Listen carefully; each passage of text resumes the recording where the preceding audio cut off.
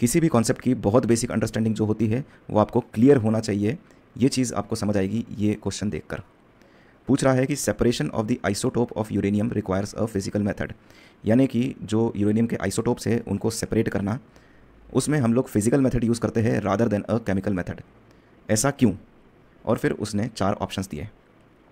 अब यहाँ पे यदि आपने आइसोटोप्स के बारे में पढ़ा होता और सिमिलरली आइसोबार होते हैं, आइसोटोन्स होते हैं और आइसो इलेक्ट्रॉन होते हैं, पर यहाँ पे क्वेश्चन आइसोटोप्स के बारे में है, उसके बारे में बात करते हैं हम लोग।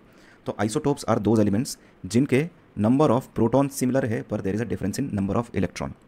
अब यहाँ पे बहुत छोटा सा कॉन्सेप्ट है, बहुत ईजी कॉन्सेप्ट है, बहुत बेसिक कॉन्सेप्ट है कि जितने भी आइसोटोप्स होते हैं, क्योंकि उनके नंबर ऑफ प्रोटॉन सिमिलर होते हैं इसलिए उनके नंबर ऑफ इलेक्ट्रॉन्स सिमिलर होते हैं, और क्योंकि नंबर ऑफ इलेक्ट्रॉन सिमिलर है इसलिए उनकी केमिकल प्रॉपर्टीज़ सिमिलर होती है।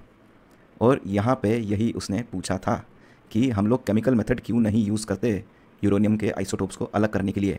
और आंसर आपको सीधे सीधे यहाँ पे दिखता है कि the isotopes are chemically the same elements, है ना। यदि आप केमिकल मेथड यूज़ करने जाओगे इन पे तो they react similar in similar ways, और फिर आप उनको सेपरेट ही नहीं कर पाओगे आइसोटोप्स को।